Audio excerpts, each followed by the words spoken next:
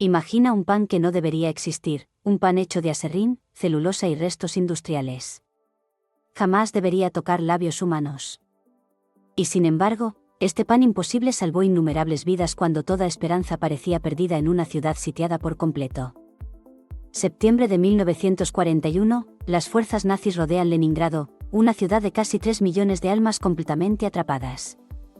El cerco se cierra como una trampa mortal, y comienza uno de los asedios más brutales de la historia humana, 872 días. Al principio la gente no podía imaginar lo que vendría, el enemigo más implacable no sería bombas ni balas. Algo mucho más cruel llegaría, el hambre que devora desde dentro, consumiendo lentamente toda esperanza y humanidad. Las raciones comenzaron a caer, primero gradualmente, luego con velocidad aterradora para toda la población. Para el invierno de 1941, cada persona recibía apenas 125 a 250 gramos de pan al día, una porción tan pequeña. Pero llamarlo pan era casi una burla, pues este oscuro y denso alimento contenía aserrín para volumen. También celulosa extraída de la madera y cualquier cosa que pudiera estirar escasas reservas, llenando un estómago vacío. Los panaderos lloraban mientras mezclaban estos ingredientes imposibles, sabiendo que estaban creando algo que desafiaba toda definición. Sin embargo, sin esta invención desesperada, la muerte vendría aún más rápido para todos en la ciudad sitiada. La ciudad se transformó en un escenario de pesadilla, las calles antes vibrantes, llenas de figuras esqueléticas caminando. El frío del invierno ruso se volvió aún más mortal cuando no había calorías para mantener el calor corporal mínimo. Entonces comenzaron medidas verdaderamente desesperadas, las mascotas desaparecieron primero, sacrificadas por familias destrozadas. Luego vinieron las ratas, cazadas como si fueran el tesoro más preciado, porque en cierto modo realmente lo eran. La gente raspaba la pasta de papel pintado de las paredes, esta pasta contenía almidón, que significaba energía mínima.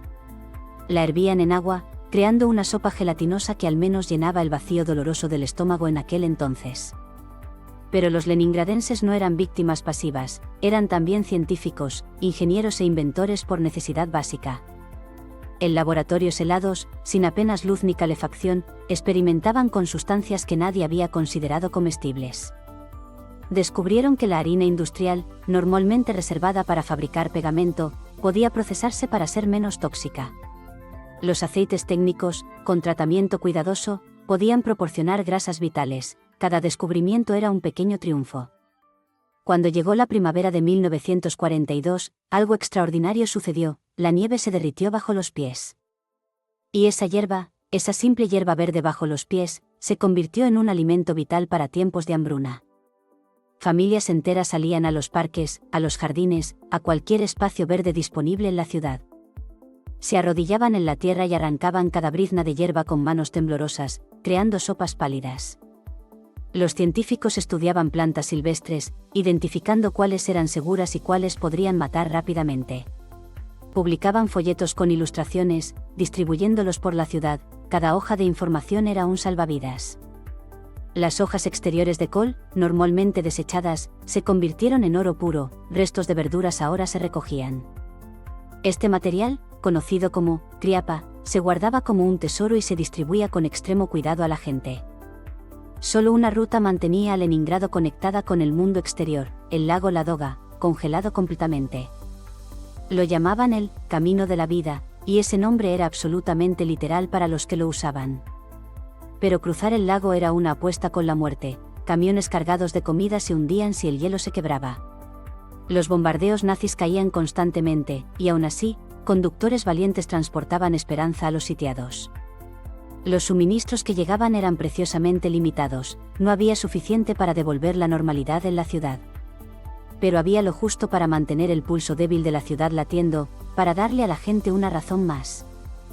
Llegamos al secreto verdadero del pan de Leningrado, no era solo una receta, sino un acto de resistencia científica en la ciudad. Equipos trabajaban sin cesar para encontrar la proporción exacta que maximizara el volumen sin envenenar completamente a la población. La composición variaba según lo disponible, pero seguía un patrón desesperado, 50% de harina de centeno. Mezclada con 25% de salvado o cáscaras, luego venía el aserrín, la celulosa, a veces incluso polvo de papel molido. Cuando se mezclaba con pegamento de carpintero, el pan tomaba un color casi negro, tan oscuro que lo llamaban chocolate de asedio. Su textura era densa, casi gomosa, masticarlo requería esfuerzo y el sabor era terroso, químico, difícil de tragar. Pero cuando sostenías esa pequeña porción oscura en tus manos, sentías su peso denso, cada gramo contaba muchísimo. Aunque sabías que comías madera y pegamento, también era la diferencia entre ver el amanecer o no verlo jamás. Los científicos no se detuvieron con el pan, experimentaron con extractos de levadura y proteínas industriales. Cada laboratorio se convirtió en un campo de batalla contra la inanición, donde el conocimiento era el arma. Hubo momentos de esperanza genuina al descubrir una nueva fuente de calorías, aumentando ligeramente las raciones. Cuando el camino de la vida lograba entregar un cargamento especialmente grande, mantenían vivo el espíritu humano. Pero el costo fue devastador, entre 600,000 y 1,5 millones de civiles perecieron durante 872 días. Principalmente por inanición, pero también por frío, enfermedad y desesperación, cada número representa una vida destrozada. Aquellos que sobrevivieron llevaron las marcas para siempre, no solo cicatrices físicas en sus cuerpos, sino también memorias que los perseguirían toda la vida, recuerdos de un hambre que no se puede olvidar jamás. Finalmente, en enero de 1944, el asedio terminó, las tropas soviéticas rompieron el cerco de la ciudad. Pero la ciudad que emergió era una sombra de lo que había sido, poblada por fantasmas vivientes que vieron lo peor. El pan secreto de Leningrado nunca fue celebrado como logro culinario, no hay restaurantes que lo sirvan hoy. Porque no era cocina, era supervivencia pura, la prueba de hasta dónde llega el ser humano. Y sin embargo, ese pan imposible representa algo profundamente conmovedor, la negativa absoluta a rendirse. La ingenuidad nacida de la desesperación, la colaboración entre panaderos y científicos, compartiendo conocimientos vitales. Así que, cuando pienses en Leningrado, recuerda el pan hecho de aserrín por sus habitantes resistentes. Porque ese pan nos dice algo fundamental sobre el espíritu humano: resistir, sobrevivir y no dejarse vencer nunca.